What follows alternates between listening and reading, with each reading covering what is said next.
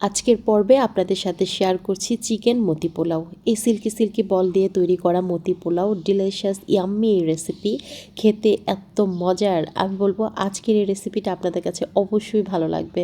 ভালো লাগলে প্লিজ একটা লাইক দিয়ে দিবেন। এখানে একটা মুরগির বুকের মাংসের সম্পূর্ণ মাংসটাকে আমি কিমা করে নিয়েছি। স্বাদ অনুসারে দিয়ে দিচ্ছি লবণ, হাফ টেবিল চামচ চিলি ফ্লেক্স দিয়েছি ধনিয়া পাতা কুচি, আর 1 টেবিল চামচ করে পেঁয়াজ বাটা, আদা রসুন বাটা আর ঘি দিয়ে দিলাম। ঘিটা দিলে ভালো একটা ফ্লেভার তো আসবে, আর এটা ভিতর থেকে খুব জুসি আর সফট হবে। তো সবগুলোকে খুব ভালো করে মাখিয়ে নেওয়ার পর আমি হাতটা ক্লিন করে ছোট ছোট বল তৈরি করে নিচ্ছি। তো একইভাবে সবগুলো বল তৈরি করে নেব। আমি যে পরিমাণে চিকেন নিয়েছি এই পরিমাণে এই কিমাটা দিয়ে 2 কাপ চাল রান্না করা যাবে।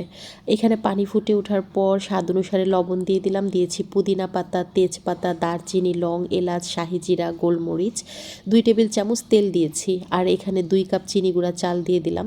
তো এই চালগুলোকে 90%-এর মতো সেদ্ধ করে নেব। 90%-এর মতো সেদ্ধ করে নিলে একদম পারফেক্ট হবে আর কি। তো পানিটা ঝরিয়ে আমি চালটাকে একপাশে রেখে দিচ্ছি। এখানে আমি হাফ কাপ তেলের ভিতরে হাফ কাপ পেঁয়াজ কুচি দিয়ে দিলাম। পেঁয়াজটাকে ব্রাউন কালার করে ভেজে নেওয়ার পর একটা টমেটো কেটে দিয়ে দিচ্ছি। চাইলে এখানে টমেটোর পেস্টও অ্যাড করা যাবে। স্বাদ অনুসারে লবণ দিয়ে দিচ্ছি, আদা রসুন পেস্ট দিয়ে দিলাম, তার সাথে বাদাম বাটা দিয়ে দিচ্ছি 1 টেবিল চামচ, 2 টেবিল চামচ দিয়ে নিচ্ছি বিরিয়ানির মশলা, আর এখানে হচ্ছে হাফ কাপ টক দই দিয়ে দিলাম। তো সামান্য একটু পানি দেব, আর এখানে 1 টেবিল চামচ ধনিয়ার গুঁড়ো আর লাল মরিচের গুঁড়ো দিয়ে তারপর এটাকে একদম ভুনা ভুনা করে নেব। খুব ভালো করে ভুনে নেব যাতে করে মশলার যে একটা কাঁচা গন্ধ বা কাঁচা ভাব আছে সেটা কেটে যাবে। তো এই তো খুব ভালো করে ভুনে নিয়েছি, ঠিক এরকম করে ভুনে নিতে হবে আর কি। আর এই যে চিকেন বলগুলো রেডি করে রেখেছিলাম সেটা এখানে দিয়ে দিচ্ছি। আচ্ছা, এই পর্যায়ে আপনারা বলগুলো চাইলে ভেজে নিতে পারেন, তবে আমার কাছে কেন যেন মনে হয় ভেজে নিলে একটু বেশি শক্ত হয়ে যায়। তো এভাবে দিয়ে রান্না করলে একটু জুসিও থাকে, সফট হয়, খেতে ভালো লাগে। তবে ভেঙে যাবে না, দিয়ে কয়েক সেকেন্ডের মতো ওয়েট করার পর হালকা করে একটু নেড়ে দিতে হবে। তো নেড়ে আমি এখানে হাফ কাপের মতো পানি দিয়ে এটাকে রান্না করে নেব। তো এই তো রান্না হয়ে গেছে। সামান্য একটু চিনি দিয়ে তারপর নেড়ে চেড়ে নামিয়ে এটাকে একপাশে রেখে দিচ্ছি। এটার প্রসেসটা দেখে মনে হবে অনেক ঝামেলা, তবে খুবই শর্টকাট, এটা রান্না করা যায়।